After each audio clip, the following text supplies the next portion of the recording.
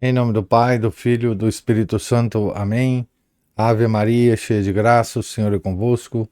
Bendita sois vós entre as mulheres, e bendito é o fruto do vosso ventre, Jesus. Santa Maria, Mãe de Deus, rogai por nós, pecadores, agora e na hora de nossa morte. Amém. São José, rogai por nós. São Felipe Neri, rogai por nós. Nossa Senhora de Fátima, rogai por nós. Em nome do Pai, do Filho, do Espírito Santo. Amém. Bom dia a todos.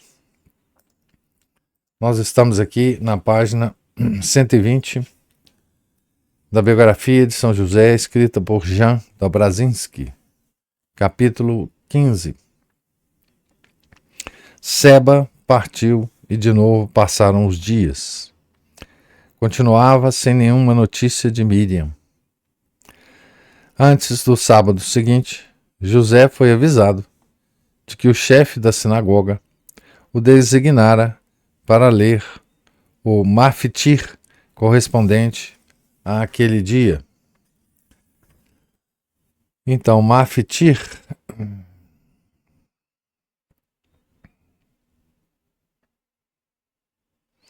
engraçado que aqui não tem o que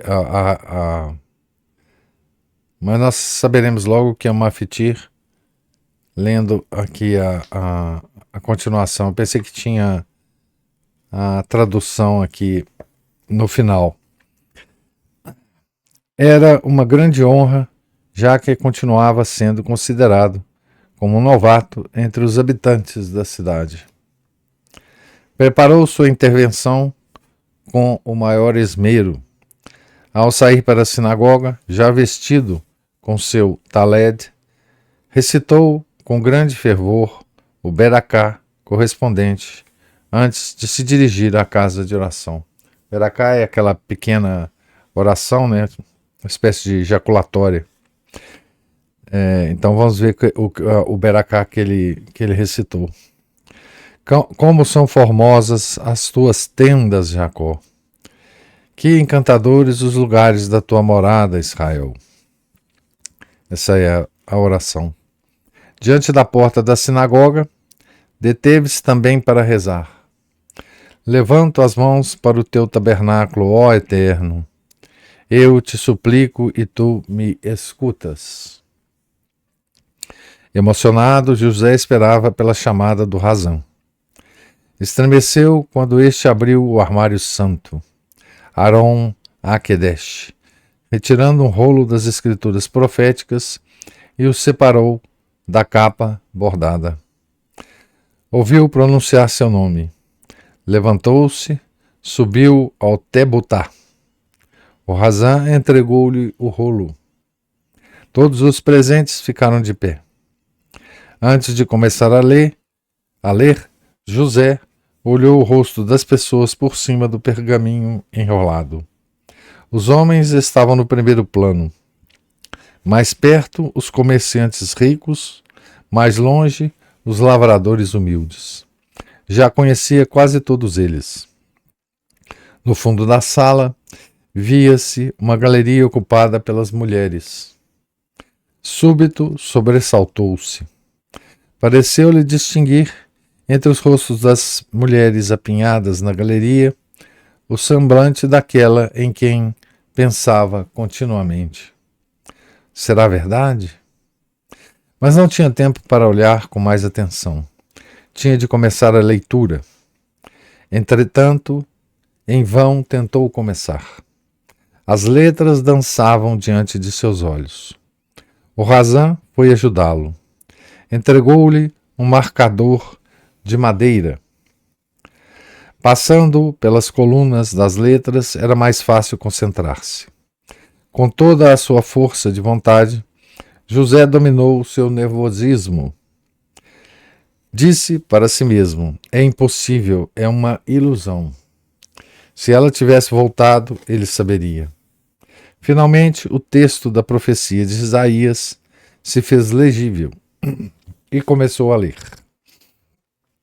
E o Senhor disse a Acás: pede um sinal do Senhor teu Deus, do profundo do Sheol ou das alturas sublimes. Mas Acaz retrucou: Não o pedirei e não tentarei o Senhor. E ele disse a Acaz: Ouvi, pois, a casa de Davi. Será que achais pouco incomodar os homens e também quereis incomodar até meu Deus? Apesar de tudo, o próprio Senhor vos dará um sinal. Uma virgem conceberá e dará à luz um filho, e será chamado pelo nome de Emanuel. Ele se alimentará com leite e com mel, até que saiba rejeitar o mal e escolher o bem. A terra pela qual temes ver-se-á livre dos reis que hoje a dominam. Então esse é o trecho, né, que José leu. José envolveu o rolo e imediatamente deitou um olhar para a galeria. Entretanto, não pôde ver aquela cuja presença parecera notar antes. Concentrou-se de novo. Tal como exigia o costume, devia dizer algumas palavras relativas ao texto lido. Com a voz sufocada, disse aquilo que tinha preparado, que as palavras do profeta anunciavam o nascimento do rei Ezequias, o qual, opondo-se a seu pai, começou a renovação moral e o retorno à verdadeira fé. Ao terminar, entregou o rolo ao Razã e desceu da Tebutá. O povo começou a sair em massa da sinagoga após a última oração e a bênção. O chefe deteve José para felicitá-lo pela bela leitura da profecia e pela boa doutrina. E José não pôde prestar atenção naqueles que saíam. Voltou para casa sozinho. Na trilha estreita, alcançou um grupo de mulheres que voltavam da casa de oração. Eram esposas de pequenos artesãos que viviam na cidade alta. Os rostos eram conhecidos, por isso lhes disse, ao passar: A paz esteja convosco. Responderam em coro: A paz esteja contigo. Mas uma exclamou: Já terá visto tua noiva? Já terá visto tua noiva. Todas juntas riram de modo abafado, e essa risadinha soou extremamente desagradável nos ouvidos de José. Aqui termina o capítulo 15. Nós vamos começar o capítulo 16. Cleofas não apareceu em casa de José até a noite do dia seguinte. Ao vê-lo, José logo supôs que seu futuro cunhado chegava com algum assunto desagradável e que teria bastante dificuldade em dizê-lo. O homem corpulento vinha ao mesmo tempo perturbado, sem jeito, inquieto. Ficava olhando fixamente para o chão, esfregando suas grandes mãos com angústia. Quando José propôs que jantassem juntos, recusou com a cabeça. Podia-se ver que não estava ali para comer, nem para beber, nem para fazer nada, enquanto não se livrasse do peso que oprimia seu coração. José procurava manter a calma, mas seu coração pulsava inquieto. Ele mesmo, desde a véspera, se sentia como um urso enjaulado. As palavras lançadas na trilha confirmaram o que seus olhos tinham visto. Miriam voltara. Mas por que ninguém lhe dissera? Agora, Cleofas acabava de chegar, bufando, arrancando os fios da barba. Incomodado, José estava convencido de que o assunto que o trazia estava relacionado com Miriam. E também era algo desagradável, como as risadinhas ouvidas no dia anterior. José já se esquecera da dor causada pela viagem repentina de Miriam. O tempo tinha contribuído para isso, O amor e a saudade se impuseram ao ressentimento. Por fim, ele se explicara o seu modo de proceder. Ela supôs que iria querer acompanhá-la e lhe parecera que não podia aceitá-lo. Provavelmente o chamado de Isabel era urgente, tinha de apressar-se. Logo, estaria ocupada com a tia, sem possibilidade de ir a Jerusalém para procurar por uma caravana que levasse a notícia.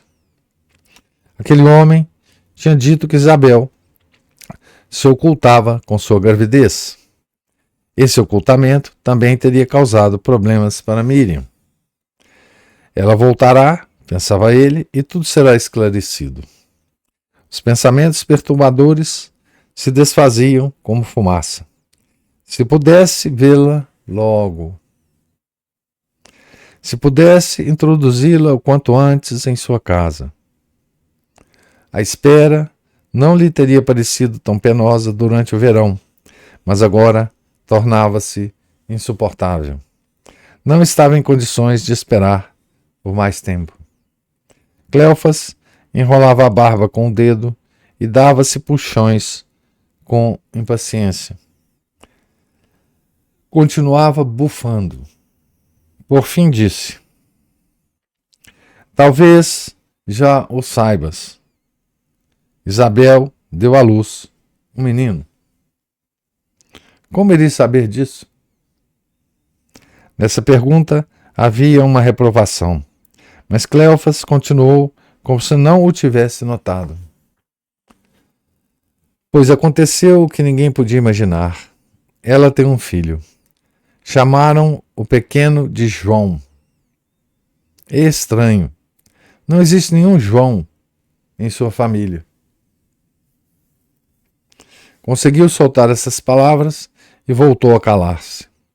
Certamente não era este o assunto pelo qual tinha vindo. Miriam voltou, disse por fim, num sopro. Voltou a calar-se. José guardava com um silêncio cada vez mais inquieto. Rezava em seu íntimo. Tinha o pressentimento de que, dentro de um instante, cairia em cima dele algo terrivelmente doloroso. Pois não foi uma boa coisa que não tenhas ido com ela, disse Cleofas. Como eu poderia ter ido? Partiu sem querer avisar-me. Além disso, sabes que... Cleofas não escutava suas palavras. Continuava com seu pensamento. Não ficou bem que não a tivesses introduzido em tua casa. Mordendo os lábios, que começaram a tremer, José disse: mas foste tu mesmo que disseste que era preciso passar o tempo por escrito. Concordamos que a entrada em casa se faria agora. É verdade, reconheceu Cleofas. É verdade. Mas eu não imaginava... Não sei... Gaguejava. De repente soltou. Está grávida. Miriam! Gritou José, aturdido. Fora isso que Cleofas tivera mais dificuldade em dizer. Agora se expressava livremente, com violência, com uma raiva que parecia crescer com as palavras. Tu te comportaste mal. Ela é como uma menina. Isso Cleofas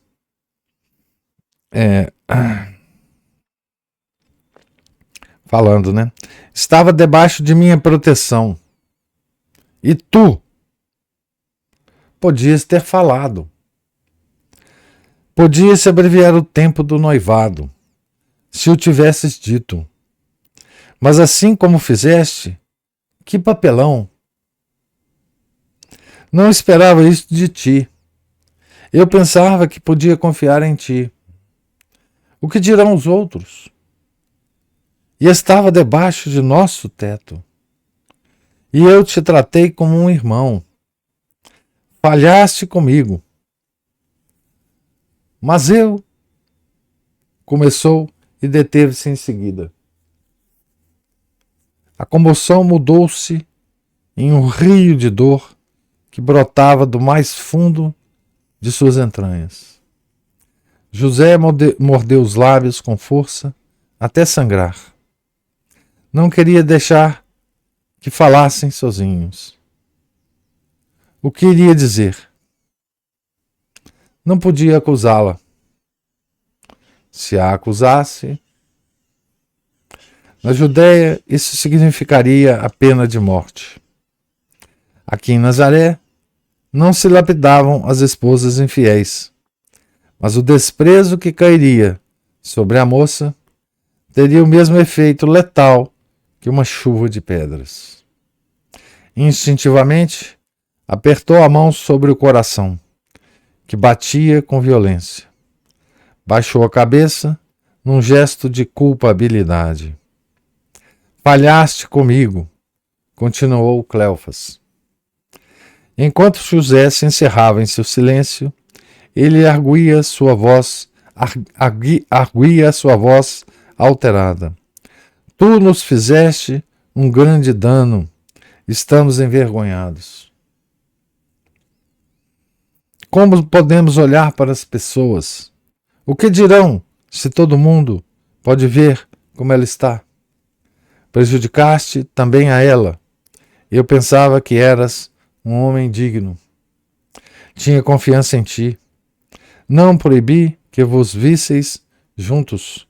Eu pensava, és um homem piedoso, conheces os preceitos. Dizias coisas que me pareciam atrevidas demais, mas pensava que se Zacarias e Isabel te haviam recomendado, eu podia ter confiança em ti. Não me ocorreu sequer pensar que pudesses agir assim. Ergue-se de um salto, de pé diante de José, sacudia suas mãos enormes, cuspia-lhe as palavras diretamente no rosto. Se me tivesses dito, mas tu preferiste ocultá-lo. As mulheres foram as primeiras a perceber. Começaram a zombar. Minha mulher não sabe para onde olhar. Está envergonhada, e eu também estou envergonhado. Agarrou a José pela frente da túnica. Por que fizeste isto? Uivou. Tu. Parecia estar buscando por uma palavra suficientemente ofensiva. José se calava. Permanecia de pé, com a cabeça baixa, como alguém envergonhado por uma ação má que lhe estavam reprovando. Sentia sobre o rosto o hálito quente de Cleofas. Estava convencido de que o outro iria cuspir-lhe na cara a qualquer momento, ou iria bater-lhe.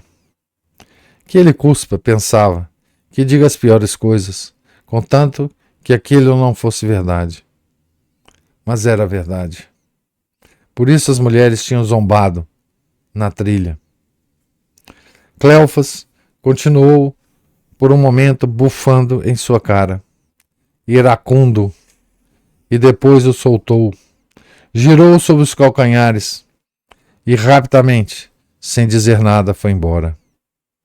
Quando José ergueu a cabeça, viu apenas as costas que se afastavam. Não chamou por ele. Não tinha nada para dizer-lhe. Então aqui é quando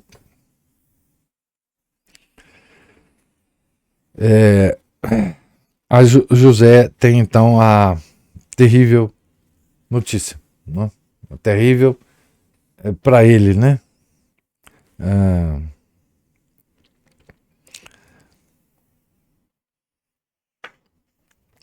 Eu vou talvez gastar um pouco mais de tempo hoje, mas eu vou ter que ler o próximo capítulo para dar um sentido maior, né, na cena que a gente acaba de presenciar, né?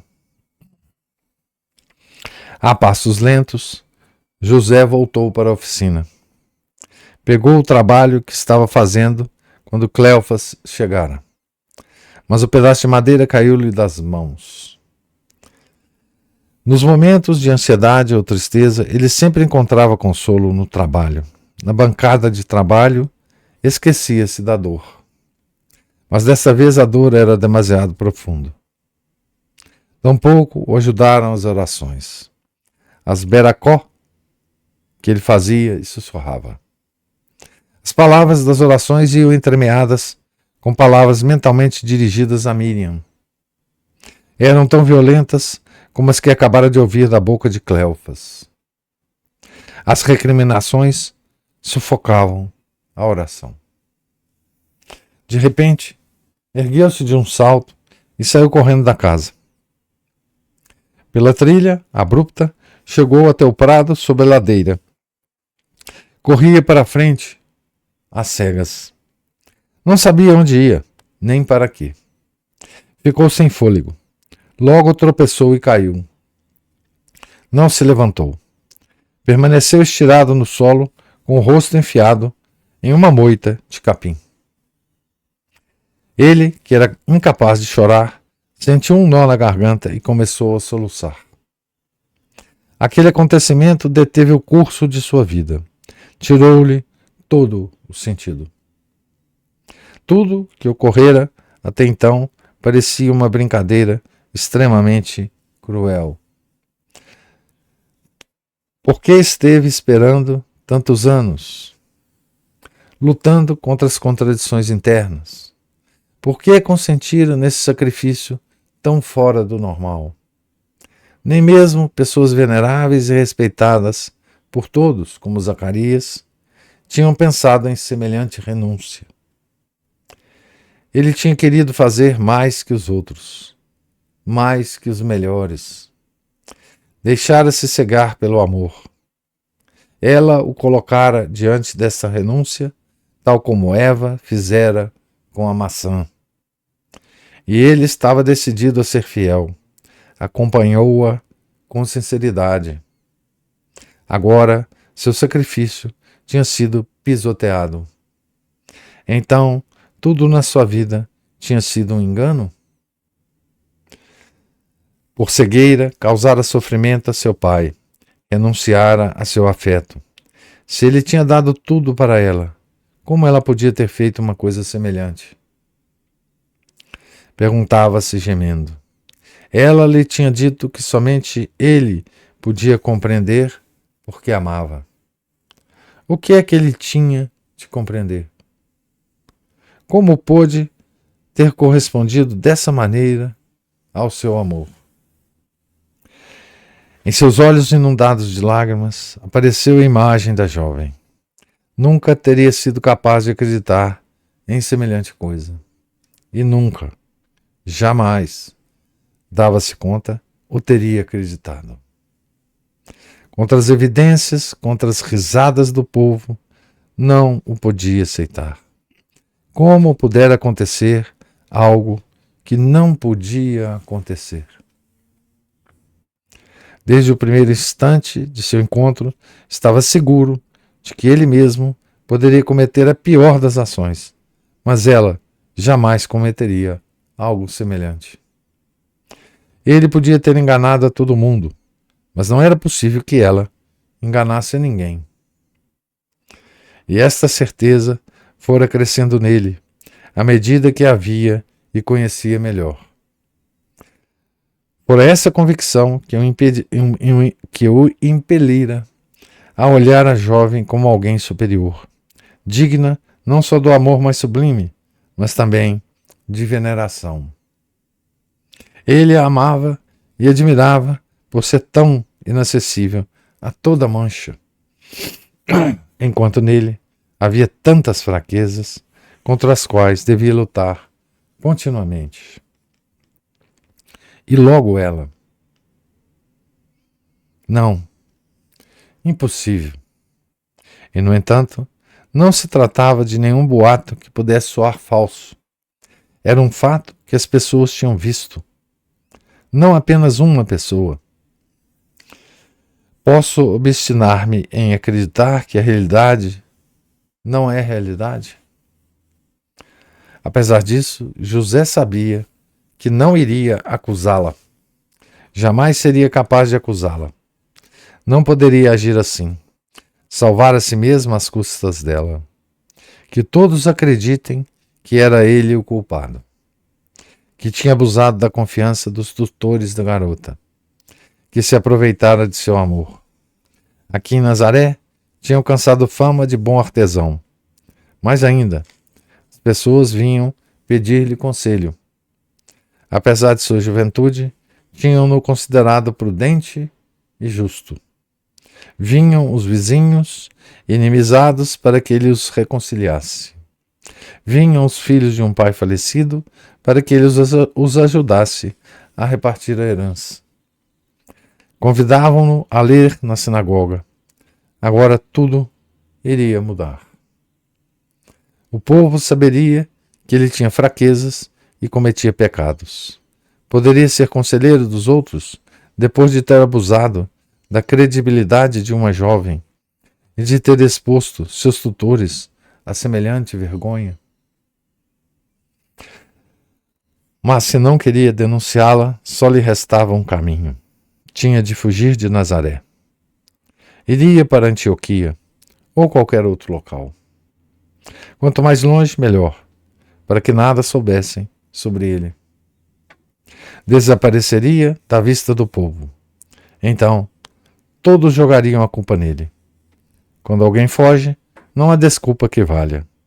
Então o povo dirá: que homem agiu mal com a moça e rompeu o contrato matrimonial.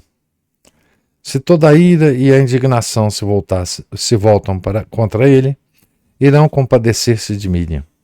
Vão perdoá-la e a tratarão como vítima de um homem indigno. Não posso agir de outra maneira, pensava José. Poderia fazer outra coisa, introduzi-la em minha casa. Isso fecharia a boca do povo. Brincariam um pouco, mas logo deixariam de fazê-lo. São coisas que acontecem. Mas poderia fazer tal coisa quando toda a sua vida estava orientada para este matrimônio? Podia aceitar por esposa uma moça que se comprometera a realizar um sacrifício tão grande para o Altíssimo, para em seguida rompê-lo sem mais? Não podia acusá-la, isto estava claro, mas seria capaz de olhar para ela cara a cara? Não tinha outra saída, a não ser fugir, deixar tudo para trás. José afundou ainda mais o rosto entre os talos flexíveis. Espetavam-lhe as maçãs do rosto. As lágrimas deixaram de correr. Apenas os soluços lhe causavam um nó na garganta. Abrindo as pálpebras, viu que estava escuro. As cortinas escuras do anoitecer tinham baixado sobre o azul do céu. Nem mesmo tinha notado a chegada da noite. Dos montes, além do lago, começou a soprar um ar fresco. Entretanto, José não se moveu de seu lugar. Foi tomado por uma espécie de modorra. Caíram-lhe as pálpebras. Desfez-se o nó na garganta. O peito continuava sacudido por um soluço de vez em quando. Mas foi passando. A respiração fazia-se mais compassada. Caiu em um estranho sono, febril, intranquilo, cheio de visões. José dormia e, contudo, não perdera nem por um momento a noção de onde se encontrava. Continuava lembrando que estava deitado no mesmo prado onde Miriam costumava levar seu rebanho para pastar. Por momentos parecia-lhe ver em sonhos a sua pequena silhueta seguindo as ovelhas, acompanhando com seus passos as passadas dos animais. A seguir tinha repentinamente a sensação de estar na sinagoga, em pé na Tebutá, procurando em vão com a régua o versículo adequado no rolo. Por fim, encontrou as palavras que procurava. Voltou a lê-las em sonho. Enquanto as lia na sinagoga, Sabia o que elas significavam. Conhecia a doutrina dos escribas. Baseando-se nela, sabia explicar o pensamento dos profetas. Mas agora, em sonhos, as palavras ressoaram de maneira totalmente diferente, ainda que se tratasse do mesmo versículo. Ele vos dará um sinal. Uma virgem conceberá e dará à luz um filho. José conhecia a história de sua estirpe.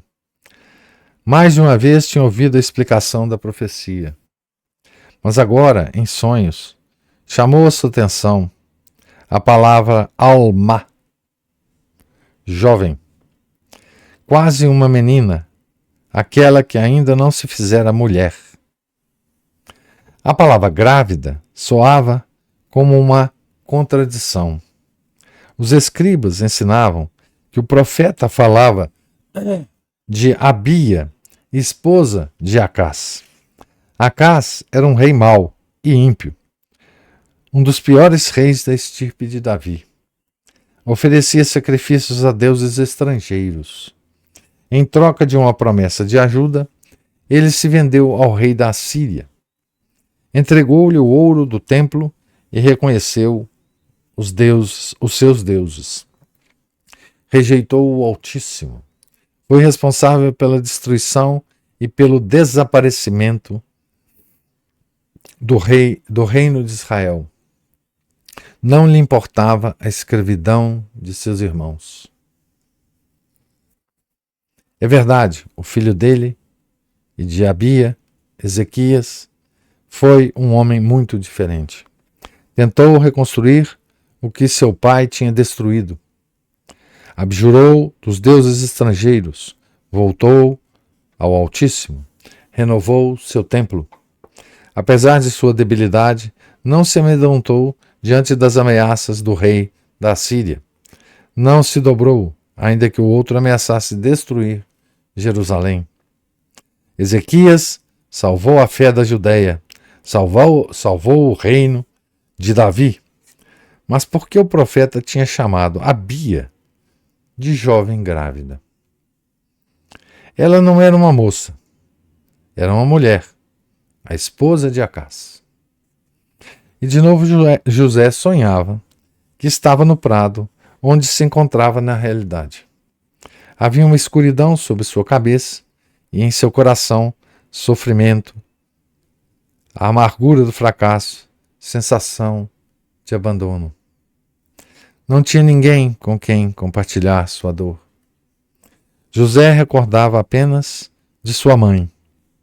A comunicação com seu pai se rompera quando entrou em idade em que devia ter procurado uma esposa. Apesar da amizade de muita gente, fazia anos que ele estava completamente sozinho.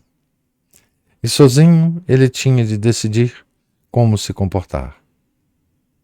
Decidir por si mesmo ou por ela. Irei embora, dizia ele em sonhos. Tenho de ir embora. Tenho de arcar com tudo. Vai ser difícil para ela. Vai ficar sozinha com a criança. Mas as pessoas a ajudarão. Encontrará alguém. E mesmo que não encontre, terá o filho. Para uma mulher, um filho é todo um mundo. Eu, para onde quer que eu vá, levarei comigo minha desilusão. Já não voltarei a esperar por nada. Nunca terei esposa. Nunca terei um filho.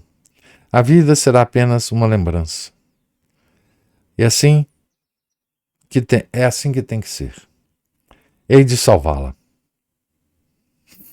Quem era a Abia? O pensamento em sonhos voltou à lembrança da mãe de Ezequias. Os livros antigos não o mencionavam. A quem teria levado para seu leito o seu depravado antecessor? Talvez a filha de algum soberano estrangeiro. E exatamente a gravidez dela seria o sinal? Afinal, não há nada de extraordinário no fato de uma esposa dar um filho ao seu marido. O que iria dar um filho piedoso a um pai ímpio? Mas por que a palavra alma? Jovem, né? Então, José estava pensando na interpretação mal feita, né, dos rabinos, essa passagem de Isaías, né? De repente, a explicação o golpeou como um tiro. E com tal violência que despertou. Pareceu a José que as palavras que tinha lido na sinagoga e que lhe vinham continuamente à cabeça eram dirigidas pessoalmente a ele. Exclusivamente para ele. A cena que o profeta Isaías apresentava referia-se à sua estirpe. As pessoas reunidas na sinagoga escutavam as profecias como um capítulo de uma história antiga. Mas para ele não podia ser simplesmente uma história entre tantas. Aquelas palavras vinham dirigidas a ele. Falavam para ele. Esse sinal era um sinal para ele. Não podia continuar deitado. Pôs-se de pé. Ao redor reinava uma noite profunda. As estrelas semeadas no firmamento desprendiam da poeira verde e prata. Começou a fazer um frio extremo. Com as mãos ele esfregou os olhos congelados, envolveu-se como pôde em sua túnica, porque não trouxera seu manto.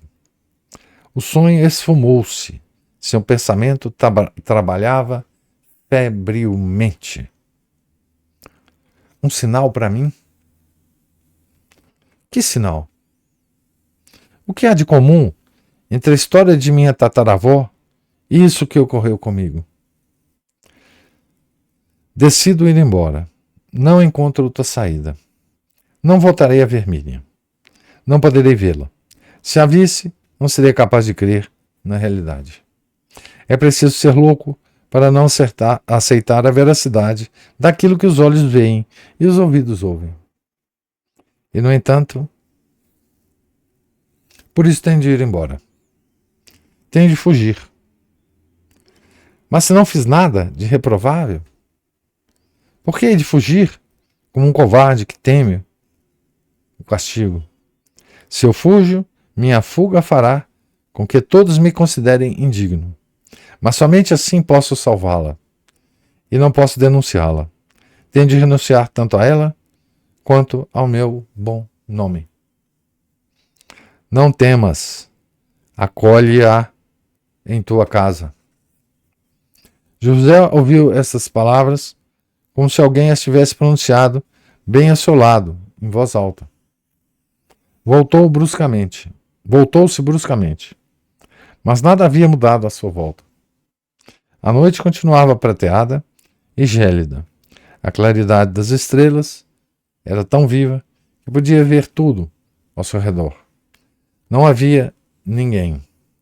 Apenas ali perto brotara uma flor branca que difundia intenso perfume. Não a tinha visto antes. É possível que a flor estivesse fechada e só tivesse aberto suas pétalas na obscuridade. Encolheu-se sobre si mesmo, buscando calor em seu próprio corpo. Voltou a adormecer. No sonho, a flor cresceu, tornou-se gigantesca. Inclinou-se sobre ele e dizia: aceita em tua casa como esposa. Não foi um homem quem a arrebatou de ti. Foi ele que se inclinou sobre ela. O que há de nascer será o Salvador esperado por todos. O profeta falou sobre ela e sobre ele. Virá para ensinar o maior dos amores. Não tenho palavras para sequer expressar o quanto ele vos ama. Ele mesmo o dirá a vós, gênero humano. Ele vô-lo mostrará. Mas até que isto aconteça, tudo terá de permanecer oculto. Ele o quer assim, para não cegar com sua luz, para não fazer violência. Quer conquistar-vos como um homem conquista sua amada, vestindo-se de mendigo e depositando seu coração a seus pés. Exatamente tu deverias entender isto. Deitado, José estava tremendo. Já não sabia agora se estava dormindo ou se ouvia realmente essas palavras. Será possível? Sussurrou. Tudo isto é verdade, parecia-lhe ouvir. Como o conheceis pouco, apesar de todo o amor que recebes. Realmente ainda não sabeis quem ele é? Escuta, José, filho de Davi e de Acás, e de Ezequias e de Jacó. Ele te pergunta, tu que renunciaste a ela, queres permanecer a seu lado como a sombra do Pai? Aceitas isto? José voltou-se a sentar-se. Da escuridão, o perfume da flor chegava até ele. As estrelas cintilavam sob sua cabeça. Reinava o silêncio. Passou os dedos pelo rosto, como para convencer-se de que não tinha mudado de forma. Poderei fazê-lo? Sussurrou. Eu a amo tanto. Acolhe-a em tua casa. As últimas palavras diluíram-se no silêncio. Quando José se pôs de pé, a flor tinha desaparecido. Mergulhou o rosto nas mãos. Tantas vezes ele havia repetido em sua vida. Revela-me, Senhor, tua vontade. Mostra-me o que hei de fazer. Esperarei tua ordem com paciência. Tinha esperado durante muitos anos. Julgava saber o que estava esperando. E o que esperava tinha chegado. Mas ao mesmo tempo havia superado suas esperanças. Via-se frente a algo tão grandioso, que lhe parecia que essa grandiosidade iria esmagá-lo. O medo apoderou-se dele. No meio, porém, desse temor, ele via apenas uma coisa: a felicidade de voltar para Miriam. José sacudiu fortemente a cabeça, como se quisesse, com esse movimento, lançar para longe todos os ressentimentos humanos. Bem ao longe, por cima do cume reluzente do Hermon, quebrou-se a cortina da noite. Uma franja clara de luz apareceu sobre a coroa dos picos.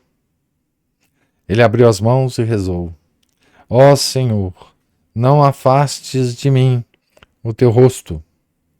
Sê benévolo e misericordioso com minha cegueira. Agora eu sei para que me mandavas esperar. Quem sou eu para rebelar-me?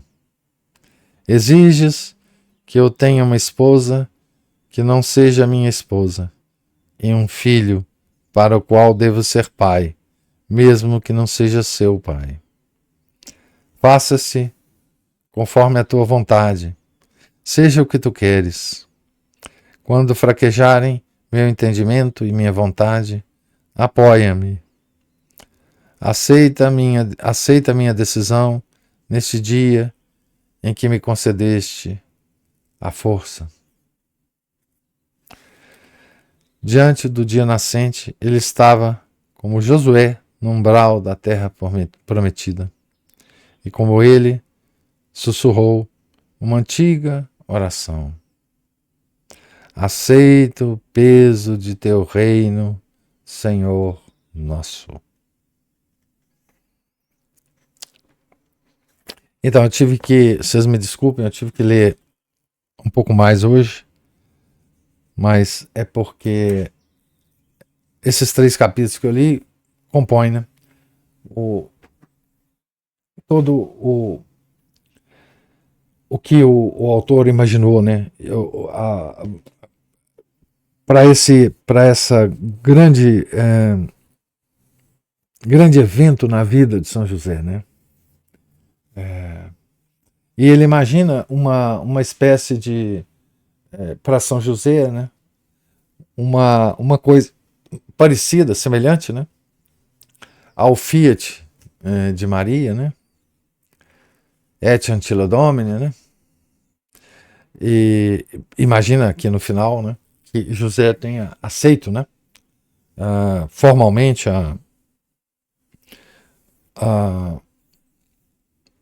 o que o sonho, né? Tinha proposto para ele, né?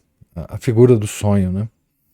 E aqui é muito interessante o trecho, né? Lido, porque o autor, assim, ele detalha muito bem, né? Quais devem ter sido as preocupações de José, né? No momento em que ele, porque isso é bíblico, né? No momento em que ele fica sabendo que Miriam estava grávida, né? Então, tinha inicialmente uma proposta que Miriam tinha feito para ele, de ter um casamento que hoje é chamado josefino, né? Todas as circunstâncias dela ter ido a visitar Isabel sem falar nada para ele, toda a circunstância dela ter voltado sem também ter avisado para ele que tinha voltado, e agora a bomba de todas as bombas, né? E ela estava grávida, né? Então, tudo passou pela cabeça de José, né? O autor nos faz lembrar de tudo, né? Primeiro, da aceitação de José para o casamento josefino.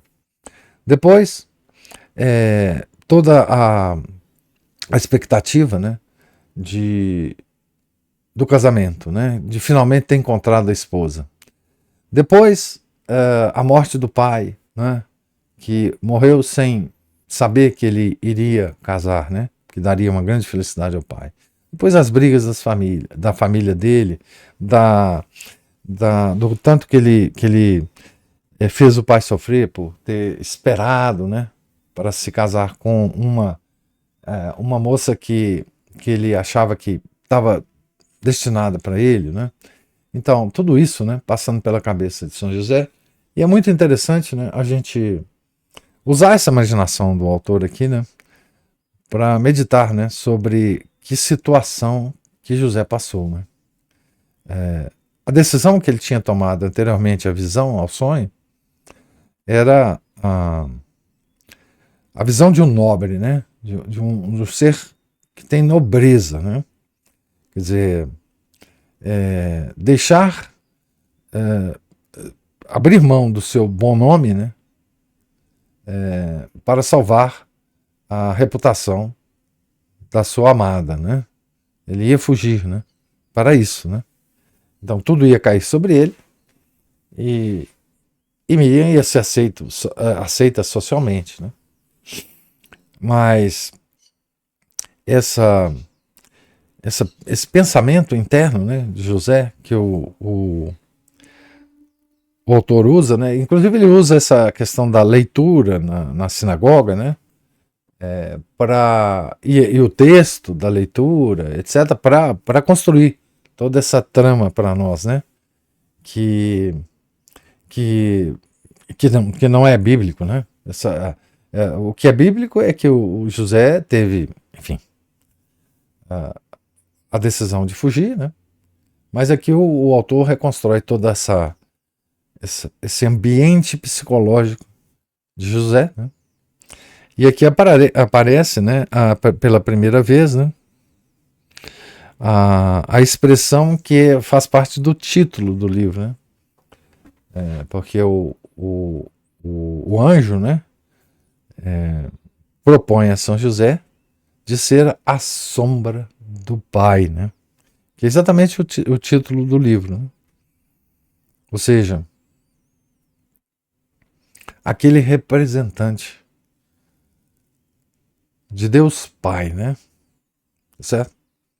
De Deus Pai, a sombra dele na terra, né? E ele vai em algum momento, em alguns outros momentos, repetir essa expressão, né? Tá bom? Então, eu queria ouvir agora, se tiver, comentário ou observação sobre a leitura de hoje, que foi longa.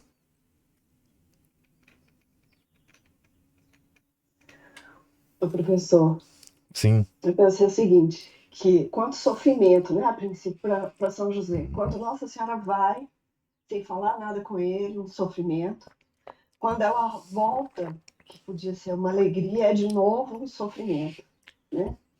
Mas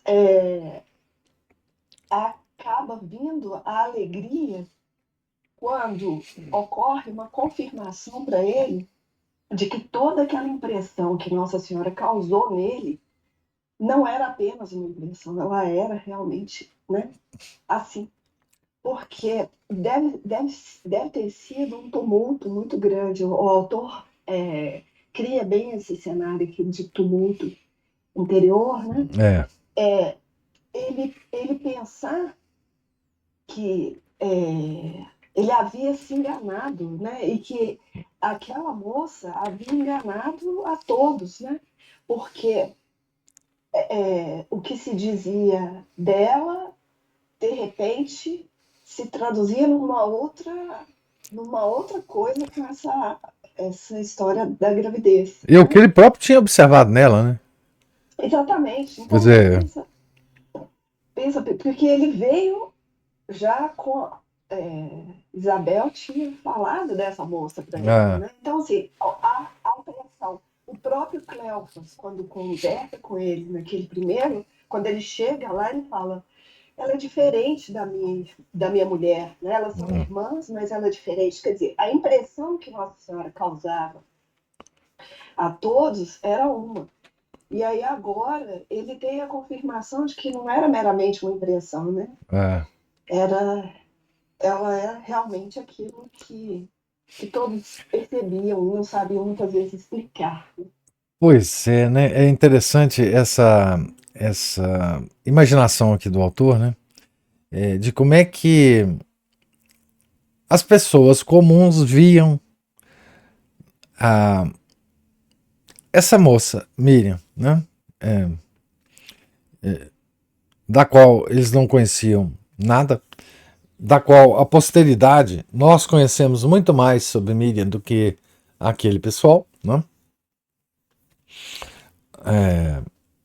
Mas como que a santidade, como que essa criatura, né, criada por Deus, né, elevada acima dos anjos em santidade, como é que ela parecia aos sentidos humanos da época, né? De alguma forma como um mistério, né? Pensando bem, ela é mistério até hoje, né? Como que uma criatura pode ser mais santa do que todos os santos, todos os anjos juntos, né? Mas aos sentidos parecia confuso, né? As reações, o comportamento, o dia a dia com ela, né? A José, então, nem se fala, né? Porque José a amava profundamente, né? Então, e o autor anteriormente faz Miriam raciocinar de uma forma muito interessante que é muito provável que tenha acontecido, que é o seguinte: ela resolve não explicar nada para José, com o raciocínio de que se Deus me fez uma coisa tão maravilhosa como ele me fez, e se José me ama, e se ele tem algum tipo de papel nessa coisa maravilhosa que me aconteceu, Deus vai certamente explicar para ele o que está acontecendo da forma que ele entenda. Então ela resolveu simplesmente deixar nas mãos de Deus essa explicação para José. Talvez tendo a certeza de que qualquer palavra humana seria insuficiente para explicar tamanho mistério. Né? Enfim, se ela tentasse explicar para José, né, o que tinha acontecido, por que ela estava grávida, como é que era, enfim, teria sido, não teria conseguido, né? As palavras para esse mistério, né? As palavras são insuficientes, né? Então, o que ela resolveu? Ela resolveu ficar calada, não ter contato, para não ter nem a tentação de explicar, né? E deixar que Deus realizasse o trabalho e explicasse esse mistério, quer dizer, ou pelo menos levantasse um pouco o véu desse mistério para José, para que as coisas pudessem acontecer do jeito que aconteceu, né? É uma coisa muito, muito possível de ter acontecido, né? Note que aqui o autor ele está tratando de uma coisa muito delicada, né? E tentando nos fazer entender o que não está completamente explícito nas escrituras, né? De uma forma que pode se encaixar muito bem nas escrituras. Aqui é uma visão do autor dessa crise que viveu a Sagrada Família, né? No seu início, né?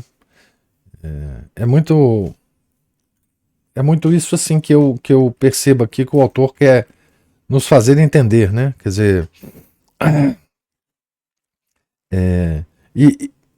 e aí a gente passa pelo menos a ter uma imagem, né, de por que Maria não chegou e conversou com José, né? Deixou o trabalho para os anjos, né? É a maturidade que as outras pessoas percebiam nela, vinha dessa confiança em Deus, né? Você entrega total a Deus, né? E o mesmo. senhor cita aí, o senhor fala da imaginação do autor para recompor todo esse ambiente psicológico, né? Dessa crise, e da, vamos dizer, personalidade de Nossa Senhora, mas essa imaginação do autor, ela se confirma, talvez na impressão que Nossa Senhora causou nas aparições dela. Né? Aquelas crianças, normalmente, né, pastores, no caso de Santa Bernadette também, que não era pastora, mas uma criança tão simplória, né, com uma inteligência restrita, né, e Nossa Senhora causou nessas crianças uma impressão tão forte, né? E então aquilo que o autor fala aqui de uma serenidade, de uma maturidade, uma integridade, né, que as pessoas percebiam naquela moça, né? Eu acho que se confirma depois na história das aparições. Tá completamente alinhado, né? Tá? Exatamente. Isso mesmo. Um selo de confirmação. Enfim, se a gente lê as descrições das aparições de Nossa Senhora como um romance em que a personagem é essa pessoa que aparece nas aparições, a gente vai ver que primeiro, é a mesma pessoa, tem a mesma personalidade. E em cada aparição, né, se a gente pudesse dizer assim, em cada aparição ela revela um aspecto dessa personalidade, né? Enfim, se a gente lê as aparições dessa forma, a gente compõe, né, uma personagem que é exatamente o que você falou, Ana Paula. Tá muito, é muito parecida com a personalidade que o nosso autor aqui polonês constrói para Nossa Senhora ainda viva, né? Quer dizer, é a mesma pessoa, né?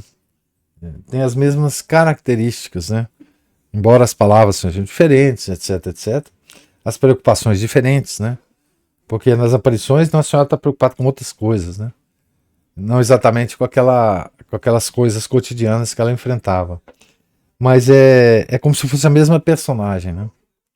E é interessante fazer esse exercício mesmo, né? E o autor faz aqui com maestria, né? Essa composição, né, da personagem.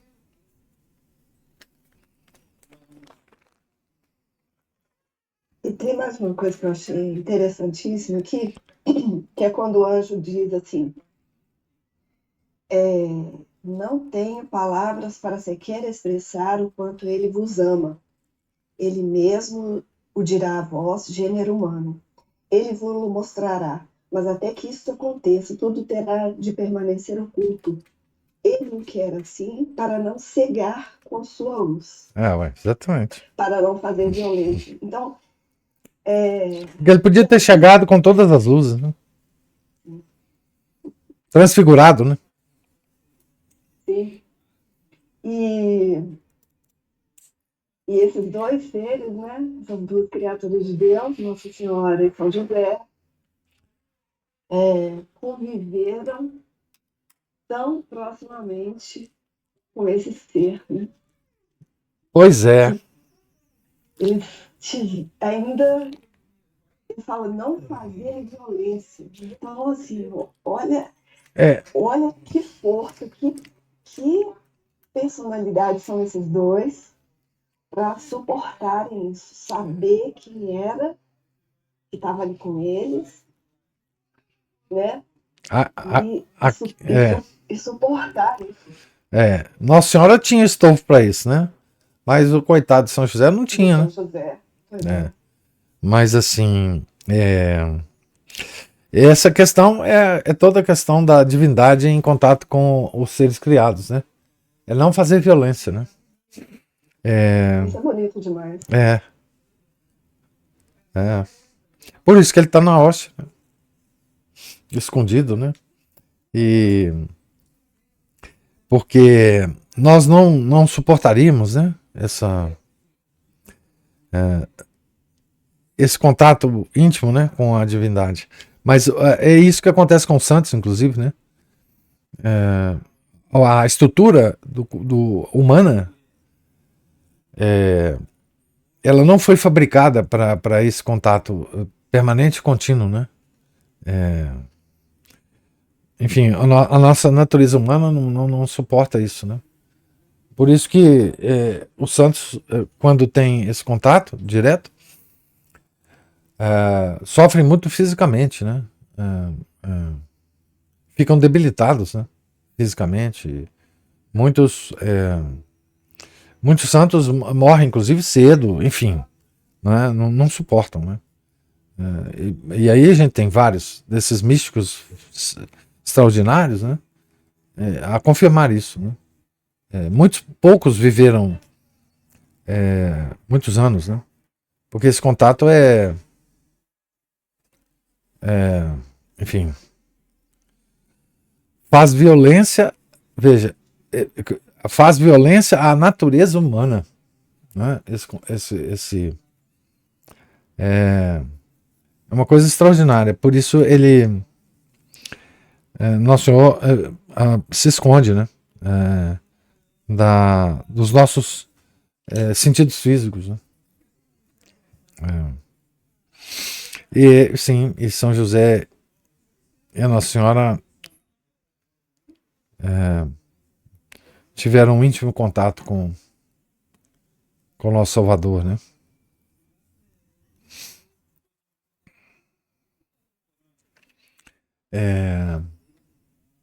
Mais alguma observação ou comentário? Então, Deus lhes pague a presença, a paciência, os comentários. Fiquem todos com Deus, tenham um santo dia, um santo final de semana. Em nome do Pai, do Filho, do Espírito Santo. Amém. Ave Maria, cheia de graça, o Senhor é convosco. Bendita sois vós entre as mulheres, e bendito é o fruto do vosso ventre, Jesus. Santa Maria, Mãe de Deus, rogai por nós, pecadores, agora e na hora de nossa morte. Amém. São José, rogai por nós. São Felipe Neri, rogai por nós. Nossa Senhora de Fátima, rogai por nós. Em nome do Pai, do Filho, do Espírito Santo. Amém.